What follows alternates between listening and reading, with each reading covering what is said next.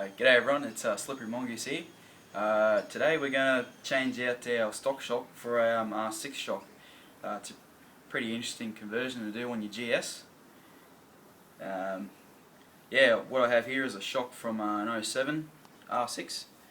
When you go to picking a shock out for your GS, it's important to note that you have an eye bolt up here at the top and a clevis mount down here for the bottom so it matches up.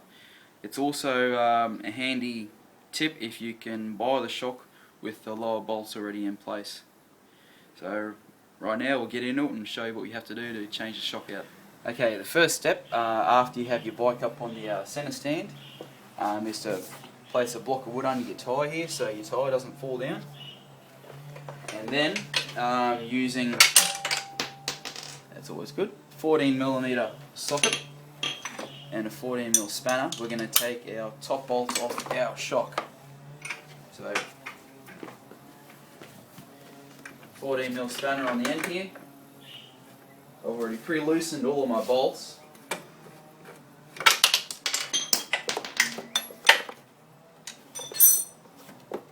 And we just take off our top bolt here.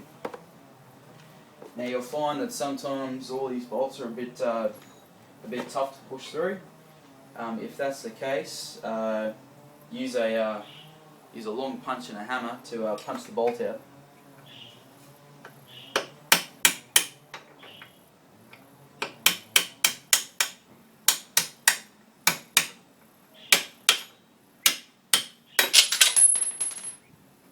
Like so. Okay, next step is, with our pivot point down here, we're going to remove these three nuts and bolts and take them out. So we'll start here with the furthest one that actually connects to your frame. It's a 14mm on the bolt head and a 17mm on the nut. We've just got to remove those.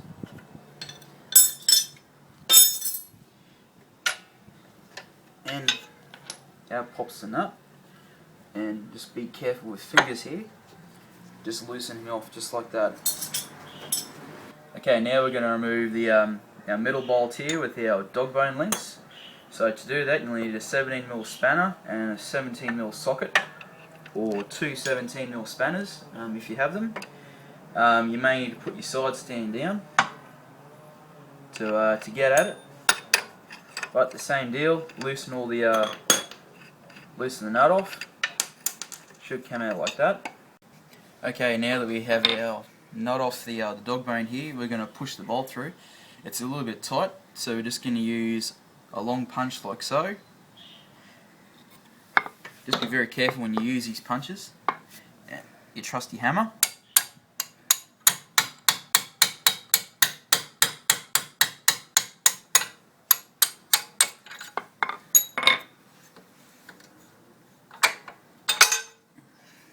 Out comes the middle bolt. You'll also notice your middle bolt might hit on your exhaust, so it's a good idea to undo your exhaust bolt. Right there. Okay, now we've taken the middle bolt out, our shocky should just drop out of place like so.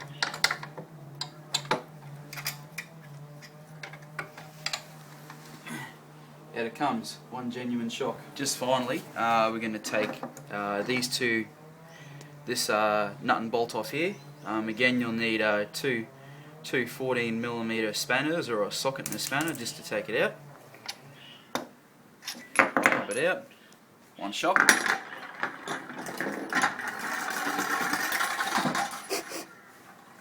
And we have our pivot point. Okay, with our pivot point here, our next job's going to be, it's probably a very good job to do, is to take out your sleeves and clean out all the old grease inside here with degreaser out of all three of them, and then repack it with fresh grease. Okay, now what we're going to do is pack our pivot point with grease. So the ideal grease to use would be a marine grease that's water resistant, especially for your pivot point because it's so close to the road and on wet days and etc. So to pack your pivot bearings, you take a fingerful of grease like that, and what we do, put it inside, and with your little finger, or you may need to get your partner's help, you just push down like so into the bearing,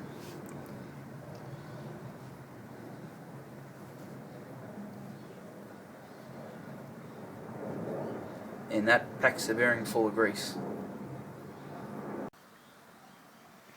Okay, so after we've taken a pivot point out, given everything a good clean up, clean the bearings out inside here, all the old grease, make sure you get everything out, make sure it's dry.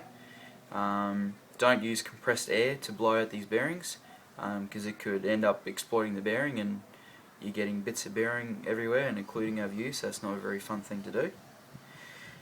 So once it's all dry, we go ahead, we repack everywhere with the technique I just shown you, with all of your pivot points here. And now we've got here, this is the sleeve that comes with the R6 shock, or if you don't get it, make sure you order it.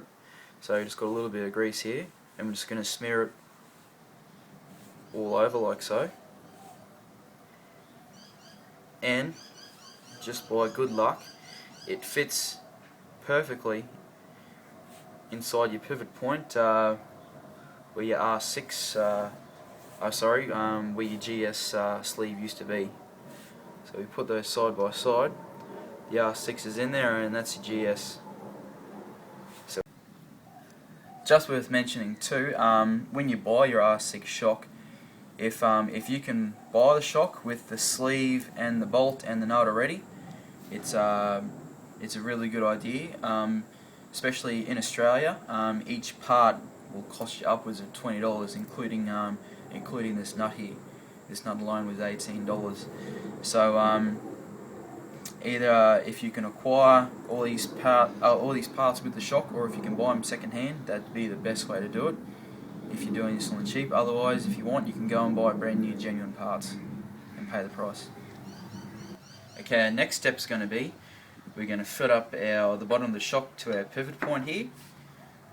So it's a simple case of sliding it down like so. Perfect fit, as always. Look at that. Washer and the nut. Make sure your nut is correctly orientated.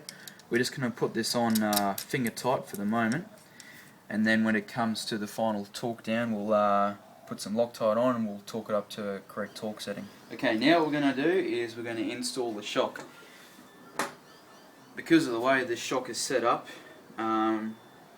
you have to drop it down through the frame of the bike. So we're going to take apart our seat and our airbox and our battery tray and drop it down through the top there. So let's do that.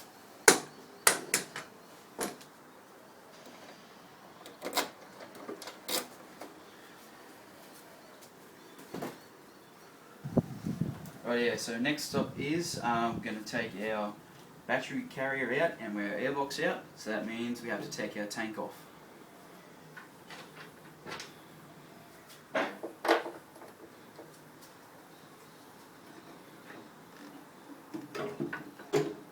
Like so. Now, a handy tip is to get yourself a block of wood, or a nice thick phone book, or even you could use your seat if you need to. Once you've disengaged this part here on the tank, sit it up on top like that. Get your block of wood, lift it up, and sit it on the tank like that, and that way you can easily access your fuel hoses and your fuel tap. Okay, first things first, we're going to remove our drain hose, and that'll allow us to get at our fuel tap here. So with a flat bladed screwdriver, just insert it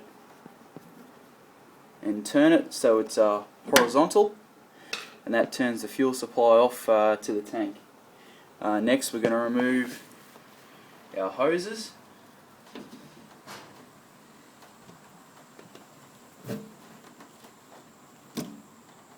Like that.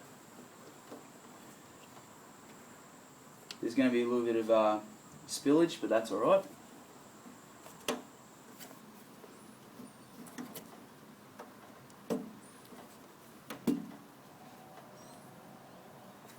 so, and then our tank will just lift off like that. Okay, we're going to remove our airbox now, and to do that you'll need a 10mm socket like so.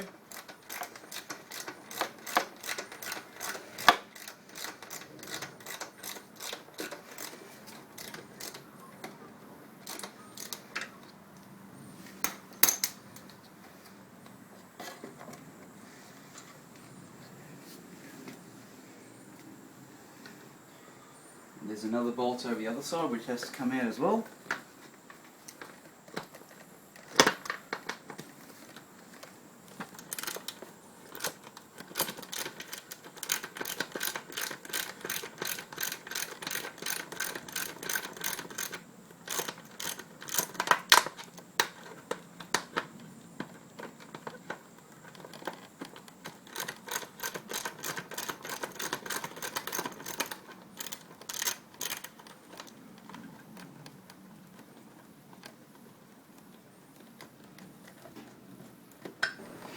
Okay, next we're going to move all our hoses out of the way, and then we're going to undo our clamps that go onto our carburetors.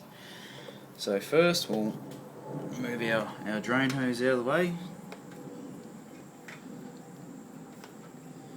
and then our vent hose from the top of the carburetor, or carby as we say in Australia. And then we have our breather hose here with a little clip.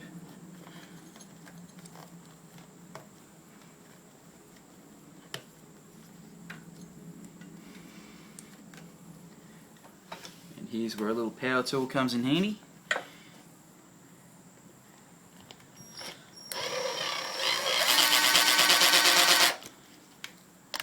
There's a Phillips head screw for each of the clamps on the carburetors.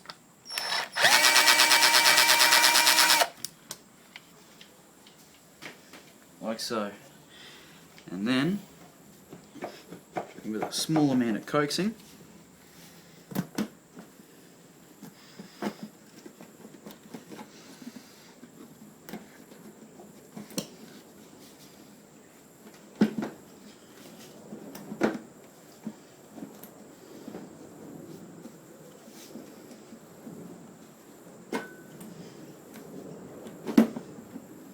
everything comes out like that. And then finally we just have our drain hose here. It comes off. One airbox. Okay, now we've removed our airbox, we're going to install our shock. We've discovered a little trick. So what we do, with the shock facing the wrong way, we're going to insert it through the bike like so. You may have to grab it from underneath just to help your pivot point go through like that. Let the shock drop down and then slowly rotate it clockwise like so, and then it'll fit perfectly in its place. As we can see here, we've got a little bit of a clearance issue with putting our front bolt into our front pivot bolt in. We've already cable tied our dog bones out of the way because we're going to have to grind the swing arm just here, so that's what we're going to show you next. Okay, so now we're going to grind the swing arm.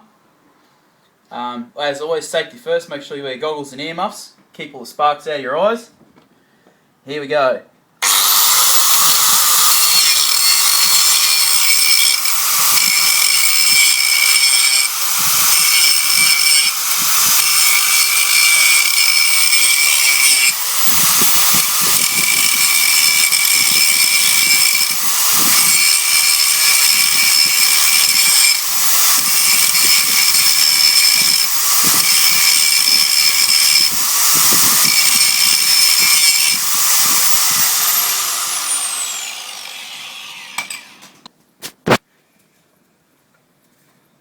And that's the sort of grind you'll have to do to make sure your R6 shock fits in. Okay, now we've got our grind completed. We've just given the area a quick clean up with some degreaser.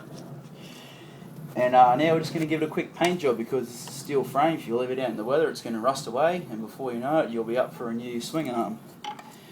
So what I've got here is just some zinc some cold galvanised zinc,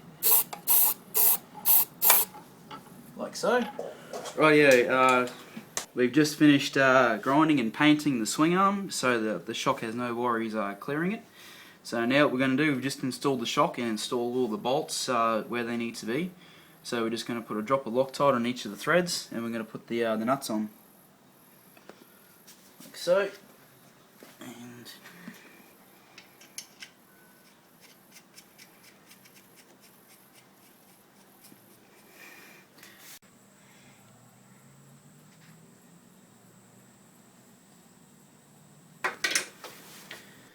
okay, now we get our top nut and bolt in with a drop of Loctite. Now we're just going to torque it up. The manual says between 40 and 60 Newton meters, so that's what we'll do.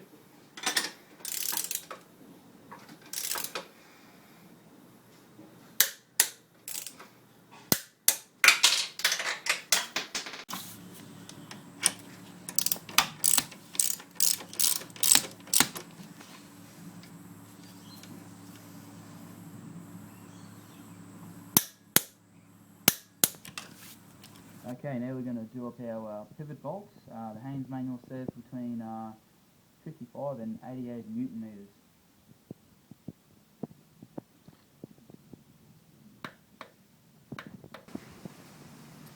Okay, now we're going to do our lower linkage bolt. The manual suggests between 70 and 100 Newton meters.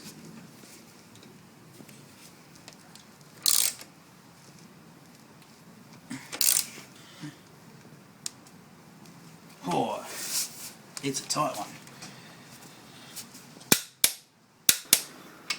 Okay, now we're going to reinstall our airbox. So we just reattach our drain tube and poke it down there.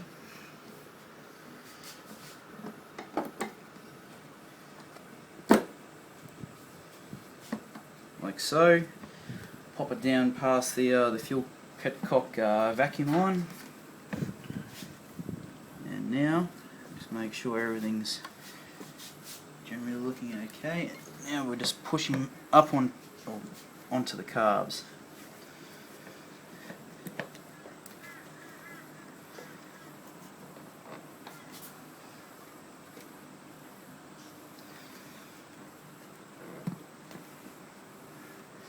Perfect.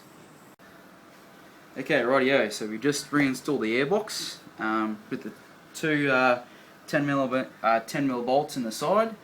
We've rerouted all our hoses back in, so we've got the breather hose here for the fuel tank, and we've got our carby breather hose going across there.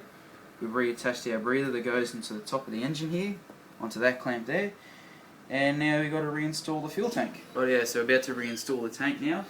We've put the hoses back on the bottom, turned the fuel tap back on and attached the breather. Now, just pop him back on like that.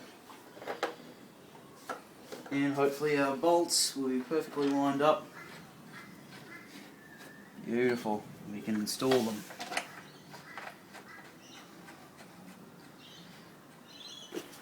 Okay, now we've got the tank back on, we can reinstall the seat.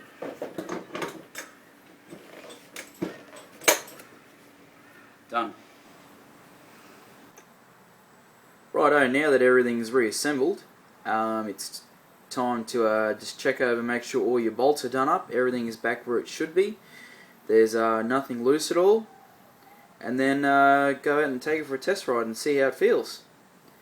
So this is Slippery Mongoose, thanks for watching, and for any more information that's GS500 related, go to www.gs twin.com.